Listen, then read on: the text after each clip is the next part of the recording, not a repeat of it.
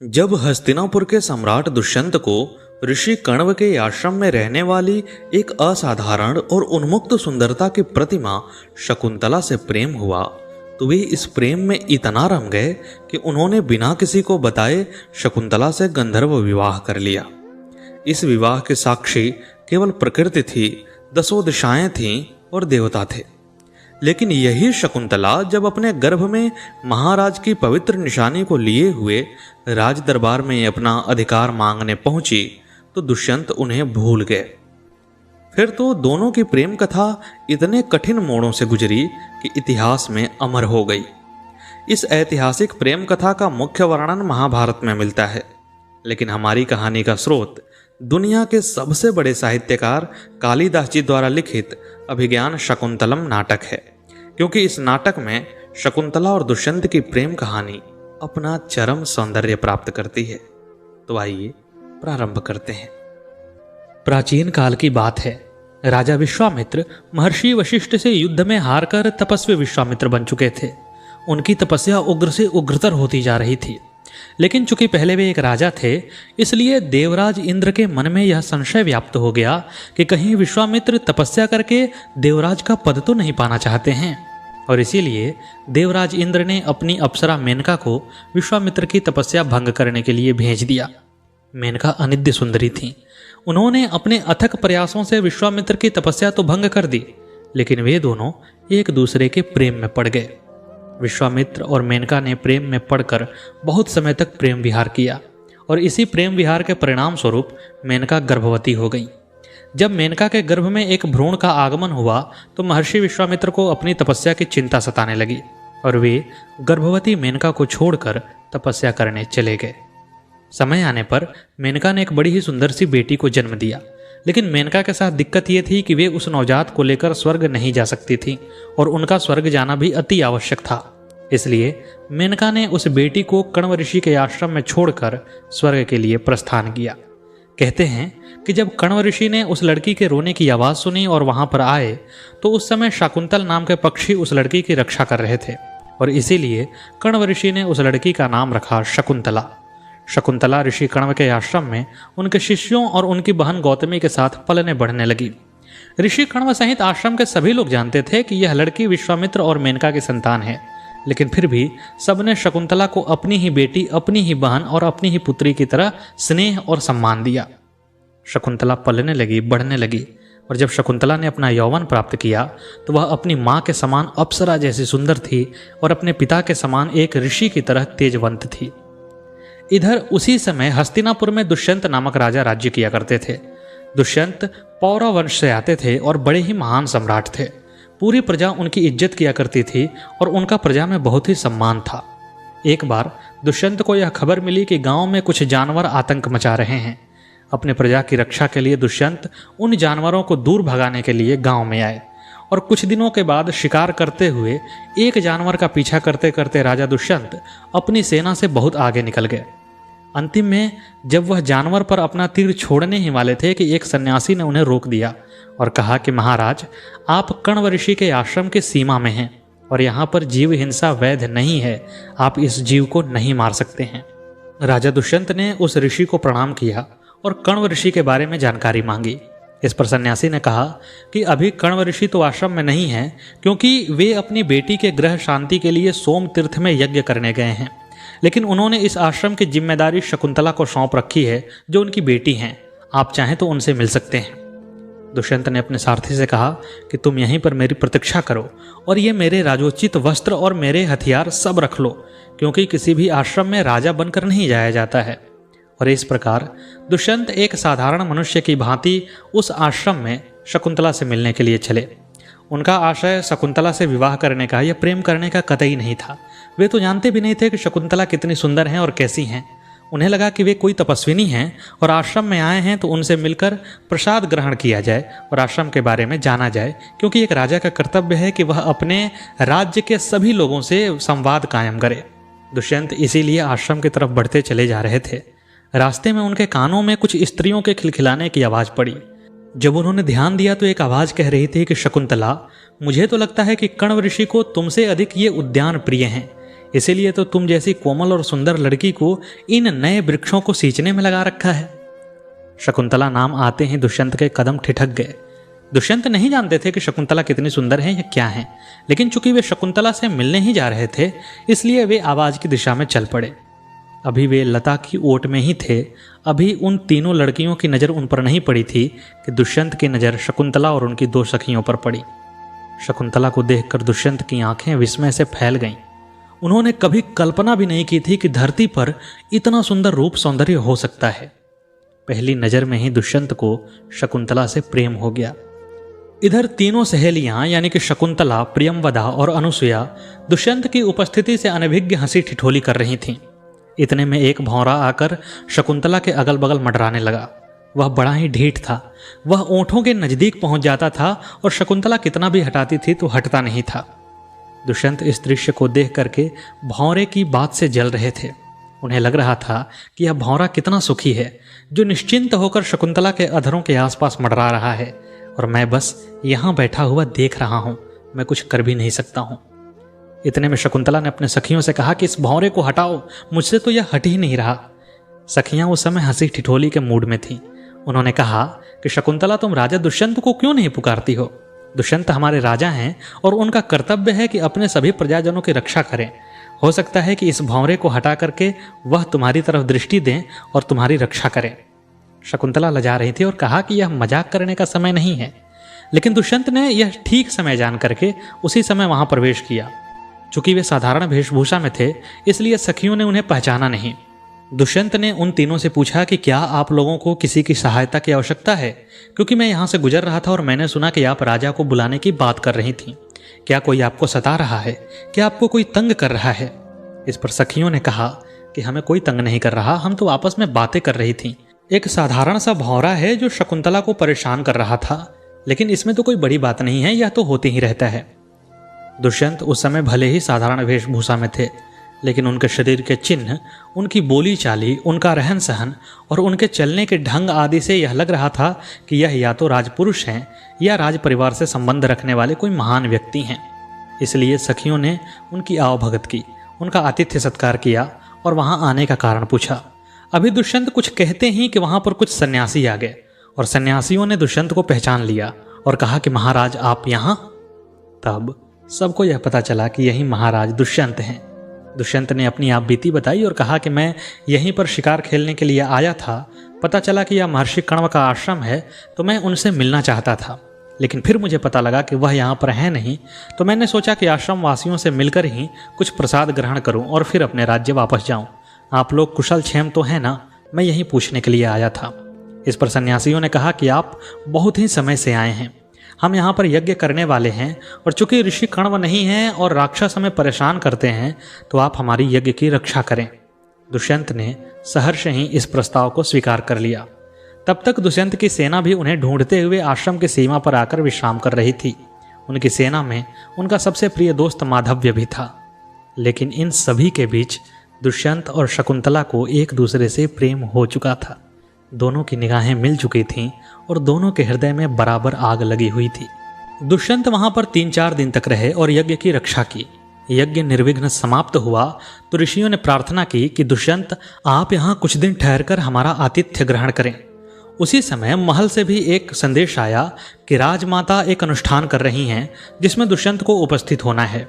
अब दुष्यंत के सामने धर्म संकट था, लेकिन उन्होंने अपने मित्र माधव्य को और अपने सेनापति सहित अपनी सारी सेना को कहा कि आप लोग राजमहल में अनुष्ठान को पूरा करवाने के लिए यहाँ से जाइए और मैं ऋषियों का आतिथ्य ग्रहण करके कुछ दिनों बाद वहाँ पर आऊँगा। इस प्रकार उस आश्रम में दुष्यंत अकेले रह गए और उनकी सारी सेना साथ ही उनके मित्र भी लौट गए। दुष्यंत जब अकेले हुए तो उन्हें शकुंतला की याद सताने लगी। इधर शकुंतला भी उतनी ही विरह की अग्नि से जल रही थीं। शकुंतला को ज्वर हो आया था। उनकी दोनों सखियां रात के समय में ज्वर से तपती हुई शकुंतला को लेकर एक पत्थर की शिला पर बैठी हुई थीं। शकुंतला की खोज में दुष्यंत भी वहां पहुंचे थे, लेकिन उन सभी से छिपे हुए थे। सखियों ने शकुंतला की दशा को देखकर कहा कि तुम ज्वर से तपी जा रही हो, तुम ऐसे ठीक नहीं हो पाओगी। यह ज्वर शरीर का नहीं मन का है, और मन का ज्वर तो तभी उतरेगा जब मन की बात अधर पर आएगी, बाहर आएगी। शकुंतला ने कहा क्या मजाक करती हो, मेरे मन में कुछ भी नहीं है। अब चूंकि सखियां बचपन से शकुंतला को जानती थीं, इसलिए वे सब चीज जानती थीं। उन्होंने कहा कि हम जानते हैं कि तुम्हें दुष्यंत से प्रेम हो गया है, तुम ऐसा क्यों नहीं करती कि दुष्यंत को एक चिट्ठी लिखो और हम उन्हें दे आएंगे, और इस तरह तुम्हारी बात दुष्यंत तक पहुंच जाएगी। शकुंतला ने अब अपना मन अपनी सखियों के सामने खोलना प्रारंभ कर दिया। उन्होंने कहा कि यदि मैं प्रेम पत्र लिखती हूँ और दुष्यंत यदि इसे स्वीकार नहीं करते हैं, क्योंकि वे एक राजा हैं और मैं एक साधारण तपस्वी हूँ, तो फिर बड़ी बेइज्जती होगी। इस पर सखियों ने कहा कि तुम अपने आप को कम मत समझो। इस पूरी दुनिया का वह कौन सा मूर्ख व्यक्ति होगा जो तुम्हारे प्रेम प्रस्ताव को ठुकराएगा, और वैसे भी इसमें बेइज्जती वाली क्या बात है। अगर प्रेम किया है तो उसे प्रदर्शित तो करना ही चाहिए। शकुंतला ने कहा, लेकिन प्रेम पत्र लिखूं कैसे, यहाँ तो कोई भी सामग्री नहीं है। तब सखियों ने शकुंतला को कमलनी का पत्ता ला कर दिया और कहा कि इस पर अपनी भावनाएं लिख दो और हम उन्हें दुष्यंत तक पहुंचा देंगे। दुष्यंत पत्थर की ओट में छिपे हुए ये सब कृत्य देख और सुन रहे थे। शकुंतला ने प्रेम पत्र लिखना प्रारंभ किया और प्रेम पत्र पढ़ना भी प्रारंभ किया। दुष्यंत शकुंतला के मुंह से ही वह प्रेम पत्र सुनने लगे। जैसे ही प्रेम पत्र समाप्त हुआ, दुष्यंत से रहा नहीं गया और वे सबके सामने प्रकट हो गए। उन्होंने कहा कि शकुंतला, मैं तुम्हारे मन की बात सुन चुका हूं और विश्वास करो कि मैं भी तुमसे उतना ही प्रेम करता हूं। सखियों ने जब दुष्यंत को देखा तो लजा गईं, और जब दोनों ने एक दूसरे से प्रेम का इजहार कर दिया तो सखियों ने उन दोनों की एकांतता की कद्र करते हुए वहां से अपने आश्रम की तरफ प्रस्थान कर लिया। अब उस रात में चंद्रमा की चांदनी के नीचे दुष्यंत और शकुंतला अकेले थे। दोनों में प्रेम भरी बातें होने लगी। यह प्रेम अपने परिपाक पर पहुंचने ही वाला था कि वहां पर गौतमी के आने की आहट हुई। गौतमी जानना चाहती थी कि शकुंतला की तबीयत कैसी है। वैसे में दुष्यंत को पत्थर के पीछे छिपना पड़ा। फिर गौतमी ने शकुंतला से कहा कि शकुंतले, तुम इस रात में अकेली यहाँ पर क्या कर रही हो? तुम्हारी तबीयत ठीक नहीं है, आश्रम में चलो। शकुंतला को कोई जवाब नहीं सूझा और वह गौतमी के साथ आश्रम में चली गई। यह बहुत ही कम देर का विरह था, लेकिन इस विरह की सघनता इतनी ज्यादा थी कि दुष्यंत को लगा कि हम युगों युगों तक ऐसे ही विरह में तड़पते रहेंगे।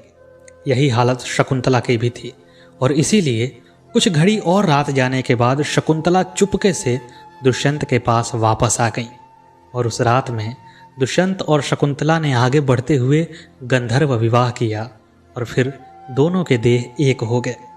अगली सुबह दुष्यंत ने शकुंतला से वादा किया कि ऋषि कण्व के आते ही वह राजमहल से अपनी पूरी बारात के साथ आएंगे और शकुंतला को राजरानी बनाकर यहाँ से ले जाएंगे। शकुंतला भी बड़ी प्रसन्न हुई और दुष्यंत अपने महल वापस लौट गए। जब दुष्यंत अपने महल वापस लौट गए तो शकुंतला उनके याद में खोई रहने लगी। शकुंतला को दुष्यंत के अलावा कुछ सूझता ही नहीं था। इसी दौरान अत्रि और अनसुईया के पुत्र तथा शिव जी के रुद्र के अंश महर्षि दुर्वासा वहां पर आए। दुर्वासा अति क्रोधी माने गए हैं। दुर्वासा के आने पर शकुंतला को उनका आतिथ्य सत्कार करना था, क्योंकि महर्षि कण्व की अनुपस्थिति में वहीं उस आश्रम में अतिथियों का सत्कार करती थी। लेकिन दुष्यंत की याद में डूबी हुई शकुंतला को महर्षि दुर्वासा के आने का पता ही नहीं चला।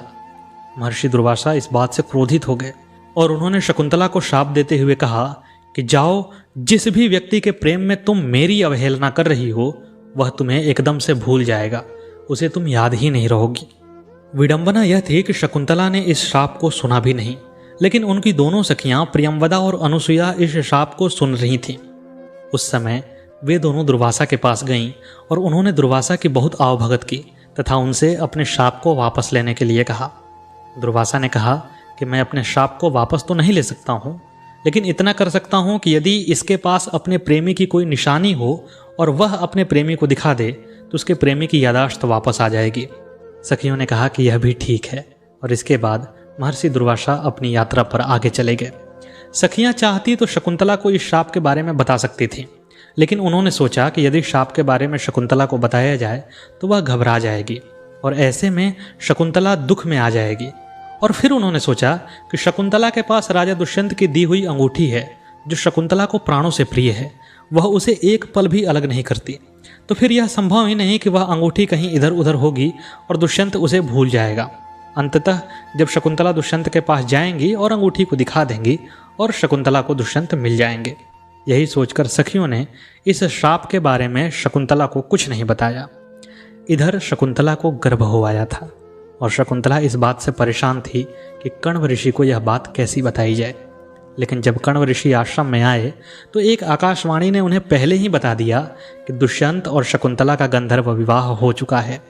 कण्व इस बात से प्रसन्न हुए क्योंकि विश्वामित्र की बेटी शकुंतला भी एक राज परिवार से ताल्लुक रखती थी, क्योंकि विश्वामित्र एक राजा थे और ऐसे में उनका संबंध एक राजा से हुआ था जो कि वर्ण व्यवस्था के अनुसार भी सही था। कण्व ऋषि ने अपनी पुत्री से कहा कि पुत्री, चाहे जिस कारण से भी तुम्हें तुम्हारा पति भूल चुका है, लेकिन हमारा कर्तव्य बनता है कि हम तुम्हें दुष्यंत के पास पहुंचाएं। एक बेटी का परिवार उसका ससुराल होता है और इस गर्भ के बालक को भी अपने पिता की आवश्यकता होगी। इसके बाद शकुंतला को हस्तिनापुर भेजने की तैयारियां की जाने लगीं। जब शकुंतला 2 ऋषि कुमारों और गौतमी को साथ लेकर के हस्तिनापुर निकलने के लिए तैयार हुई तो उस समय का वर्णन कालिदास ने बड़ी ही रोचकता से किया है। अगर आप उस ओरिजिनल वर्णन को पढ़िएगा तो निश्चय ही आपकी आंखों से आंसू आ जाएंगे। कण्व ऋषि की भी आंखों में आंसू थे, जिसे देखकर शकुंतला ने कहा कि महर्षि पिता, आप क्यों रो रहे हैं? आप तो इस जग के मोह माया से परे हैं, आप तो महर्षि हैं। इस पर कण्व ने कहा कि मैं कुछ भी हूँ लेकिन एक पिता हूँ, और जो पिता अपनी बेटी के विदाई पर नहीं रोता है वह चाहे कितना भी कुछ भी हो इंसान नहीं हो सकता, मनुष्य नहीं हो सकता। मनुष्यता जब तक जीवित रहेगी बेटी की विदाई पर रोती रहेगी। इतना ही नहीं, कण्व ऋषि के आश्रम के पशु पक्षी और पेड़ पौधे तक शकुंतला का विरह बर्दाश्त नहीं कर पा रहे थे। सभी के चेहरे पर मुर्दानी छाई हुई थी, लेकिन शकुंतला को तो जाना ही था। कण्व ऋषि के आश्रम से हस्तिनापुर की दूरी कुछ अधिक थी। रास्ते में एक दिन का पड़ाव पड़ता था। उसी पड़ाव के दरमियान शकुंतला नहाने के लिए नदी में उतरी। जब तक दुष्यंत के पास जाने की तैयारी नहीं थी तब तक वह अंगूठी शकुंतला के लिए सब कुछ थी, लेकिन जैसे ही शकुंतला दुष्यंत के पास जाने के लिए राह में निकली तो अंगूठी क्या, उनके शरीर की सारी सुध-बुद्धि खो गई। उन्हें सिर्फ उस समय का इंतजार था जब वह दुष्यंत को देख लेती, और इसीलिए अंगूठी का ध्यान उतर जाने से नदी में नहाते हुए वह अंगूठी नदी में गिर गई और एक मछली ने उस अंगूठी को खा लिया। शकुंतला को इसका पता भी नहीं चला और वह हस्तिनापुर के दरबार में बिना अंगूठी लिए पहुंच गई। हस्तिनापुर का दरबार लगा हुआ था। वहां पर 2 ऋषि कुमार, एक युवा स्त्री जिसका गर्भ होवाया था और एक वृद्ध तपस्विनी को देख करके सभी लोगों ने रास्ता दिया और आदर सहित महाराज के सामने लाए। महाराज ने पूछा कि आप लोगों की क्या मांग है, आप किस लिए यहाँ पर आए हैं? तब गौतमी ने कहा कि आप शायद पहचान नहीं रहे हैं, यह शकुंतला है जिसके साथ आपने गंधर्व विवाह किया था। हम चाहते हैं कि आप इसे अपनाइए और इसके होने वाले बेटे को अपना नाम दीजिए। दुष्यंत इस बात से चकित रह गए। उन्हें थोड़ा भी याद नहीं आ रहा था कि उन्होंने शकुंतला को कभी देखा भी हो। उन्होंने कहा कि यह बात सही है कि मैं कण्व ऋषि के आश्रम में गया था और मैंने वहां पर कुछ समय भी बिताया, लेकिन मैं ईश्वर की शपथ खाकर कहता हूं कि मैं इस लड़की को नहीं जानता हूं। यह लड़की बहुत सुंदर है, मैंने ऐसी सुंदरता कहीं नहीं देखी। अगर इसे गर्भ नहीं रहता तो मैं इसके साथ विवाह कर लेता, लेकिन पता नहीं यह किसका गर्भ है, यह किसका पुत्र है। इस पुत्र को मैं हस्तिना का सम्राट तो नहीं बना सकता। और यह कहकर उन्होंने कहा कि मैं इस स्त्री को अपना नहीं सकता हूं। शकुंतला इस बात को सुनकर एकदम जड़ रह गई। उन्हें दुर्वासा ऋषि के साप के बारे में कुछ भी नहीं पता था। उन्हें तो यही लग रहा था कि दुष्यंत ने उनका उपभोग किया है और अब मन भर जाने के कारण उन्हें छोड़ दिया है। एक ऐसी लड़की जिसके गर्भ में आते ही पिता ने छोड़ दिया, जन्म देते ही माता ने छोड़ दिया, और अब गर्भ में एक बच्चे को डालकर उसका पति उसे पहचान नहीं रहा था। उसके हृदय की क्या दशा होगी आप विचार करके देख सकते हैं। शकुंतला जड़ हो गई। शकुंतला से कुछ कहते नहीं बन रहा था। उसने दुष्यंत को धिक्कारा तो दुष्यंत ने कहा कि तुम व्यर्थ ही मुझ पर आक्षेप लगाती हो, तुम यह सिद्ध करो कि मैं तुम्हारा पति हूं। शकुंतला ने कहा कि किसी ने हमारा विवाह नहीं देखा था। उस समय तो वन देवी, दशो दिशाएं और देवता ही हमारे साक्षी थे, लेकिन आपने मुझे एक अंगूठी दिया था। और जैसे ही शकुंतला ने अपने हाथ में उस अंगूठी की तरफ देखा तो वह सन्न रह गई। हाथ में कोई अंगूठी नहीं थी। सभासदों ने समझा कि यह एक जाल है, यह किसी भी स्त्री को महाराज के सर मढ़ने की कवायद है। उन्होंने कहा कि हम कण्व ऋषि की बहुत इज्जत करते हैं, लेकिन फिर भी हम बिना किसी प्रमाण के किसी भी स्त्री और उसके होने वाले बच्चे को हस्तिनापुर का सम्राट नहीं बनाने दे सकते। तब दुष्यंत ने अपने मंत्रियों से कहा कि आखिर इसका निर्णय क्या किया जाए। इस पर राज पंडित ने कहा कि महाराज, हो सकता है कि किसी दैवीय कृपा से आप भूल रहे हों, या यह भी हो सकता है कि यह एक षड्यंत्र हो, लेकिन इन सब की जानकारी तभी लगेगी जब इस स्त्री का पुत्र पैदा होगा। हम ज्योतिष के आधार पर यह गणना करेंगे कि यह पुत्र आप ही का है या नहीं है। अगर यह पुत्र आपका हुआ तो आप इन्हें महारानी के रूप में स्वीकार कीजिएगा, और यदि पुत्र आपका नहीं हुआ तो फिर आप इन्हें सजा भी दे सकते हैं। दुष्यंत ने कहा, यही ठीक है, और जब तक इस लड़की का पुत्र नहीं होता है राज्य की तरफ से इसका भरण पोषण किया जाएगा और यह महापंडित के घर लड़की के रूप में रहेंगी। शकुंतला ने गौतमी से वापस कण्व ऋषि के आश्रम में जाने की बात भी कही। इस पर गौतमी ने कहा कि शकुंतले, तुम्हें अपनी प्रेम की परीक्षा यहीं रहकर देनी होगी। अगर तुम वापस चली जाओगी तो पूरा जमाना तुम्हें उल्टा कहेगा। और इस प्रकार गौतमी और वो दोनों सन्यासी शकुंतला को वहीं छोड़कर वापस चले गए। शकुंतला उस भरे पूरे राज्य में अकेली थी।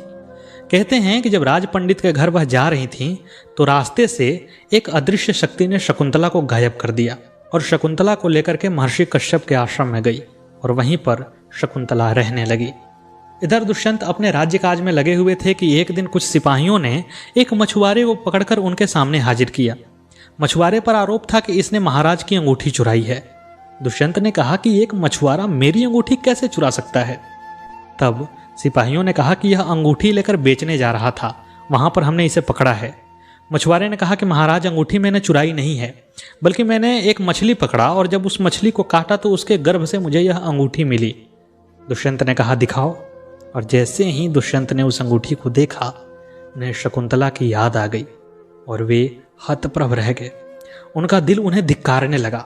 दुष्यंत कोई गलत व्यक्ति नहीं थे, वो तो दुर्वासा ऋषि के शाप के कारण शकुंतला को भूल गए थे। लेकिन जैसे ही उन्हें शकुंतला की याद आई, वे विरह से तपने लगे। उन्होंने राज पंडित से कहा कि शकुंतला कहाँ है। राज पंडित ने सारी कथा बताई। उन्होंने कहा कि जब हम रास्ते में जा रहे थे तो एक अदृश्य शक्ति शकुंतला को लेकर गायब हो गई। दुष्यंत ने अपने सैनिकों से और अपने सभी गुप्तचरों से बहुत कोशिश करवाया कि वह शकुंतला को ढूंढ निकालें, लेकिन कोई भी सफल नहीं हो पाया। दुष्यंत शकुंतला के विरह में पागल से रहने लगे थे। वे शकुंतला का चित्र बनाते और उसे देखकर घंटों बातें किया करते। दुष्यंत के मित्र माधव्य उन्हें बहुत समझाने का प्रयास करते, लेकिन दुष्यंत एक तो शकुंतला से उनके रहे प्रेम के कारण और दूसरे अपने द्वारा शकुंतला को अपमानित किए जाने वाली बात को याद करके एकदम गमगीन रहा करते थे। जब शकुंतला के चित्र पर भी कोई भौंरा बैठता था तो वो तलवार लेकर उसे काटने के लिए दौड़ पड़ते थे। माधव्य से यह दशा देखी नहीं जाती थी, लेकिन वह क्या कर सकते थे। इन्हीं सब के बीच एक बार जब दुष्यंत अपनी बगीचे में शकुंतला के चित्र के साथ बातें कर रहे थे तो माधव्य को एक अदृश्य शक्ति ने आसमान में खींच लिया। उसे ऐसा लगा कि जैसे वह आसमान में उड़ा जा रहा हो। वह चिल्लाने लगा। दुष्यंत सचेत हुए और उन्होंने धनुष पर बाण चढ़ाया और कहा कि तुम अदृश्य शक्ति जो भी हो, मेरे इस बाण से नहीं बच सकती हो। तभी वह अदृश्य व्यक्ति प्रकट हुआ। वह इंद्र का सारथी मातली था। उसने कहा कि मैं सहज रूप से भी आ सकता था, लेकिन राजा दुष्यंत का ध्यान कहीं और था और उनका ध्यान यहाँ पर दिलाने के लिए, उनके शस्त्र बल को याद कराने के लिए ही मैंने यह काम किया। और फिर उसने कहा कि राजा इंद्र को आपकी सहायता है। वे चाहते हैं कि आप असुरों के खिलाफ युद्ध में उनकी सहायता करें। दुष्यंत महान थे। वे सदेह जाने वाले पुरुषों में अग्रगणी थे। वे मातली के साथ उसके रथ पर बैठकर स्वर्ग गए और वहां उन्होंने असुर युद्ध में देवराज इंद्र की सहायता की, जिससे देवराज इंद्र विजयी हुए। देवराज इंद्र दुष्यंत के पराक्रम से इतने प्रभावित हुए कि उन्होंने अपने आसन के आधे भाग में दुष्यंत को बैठाकर उनका सम्मान किया और साथ ही उन्हें अपने हृदय से लगी हुई मड़ियों की वह माला दी जिसके लिए इंद्र का पुत्र जयंत बहुत समय से प्रतीक्षा कर रहा था। लेकिन इंद्र को वह माला इतनी प्रिय थी कि वह अपने पुत्र को भी नहीं देते थे। उन्होंने वह माला उतारकर दुष्यंत के गले में पहना दी। अब दैवीय कृपा से दुष्यंत और शकुंतला के मिलन का समय आ रहा था, इसीलिए विधि ने एक चाल रची। जब देवराज इंद्र के सारथी मातली दुष्यंत को लेकर वापस धरती पर आ रहे थे तो रास्ते में कश्यप मुनि का आश्रम देखकर दुष्यंत ने वहां पर रुकने की इच्छा जताई। जब मातली वहां पर उतरे तो उन्होंने देखा कि एक बालक शेर के बच्चे के दांत गिन रहा है।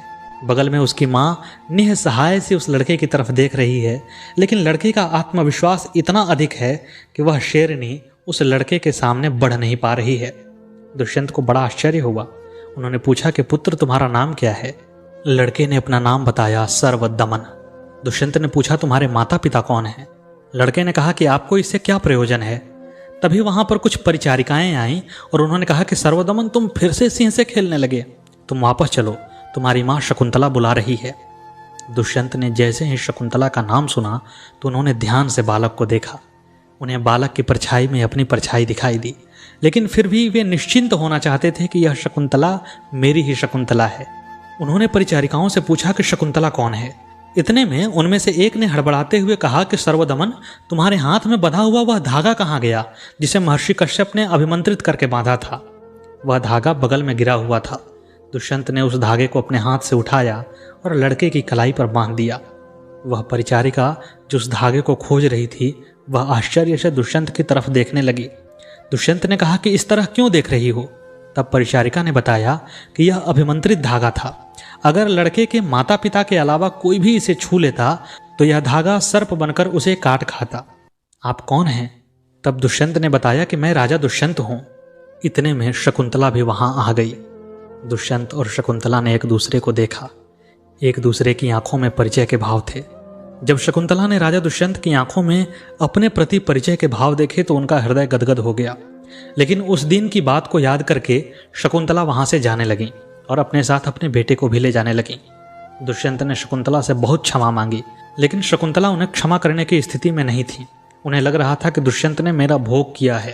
तब अंततः कश्यप ऋषि ने शकुंतला को बताया कि यह दुष्यंत की गलती नहीं थी, बल्कि दुर्वासा का शाप था, जिसके कारण उस दिन दुष्यंत तुम्हें भूल गए थे।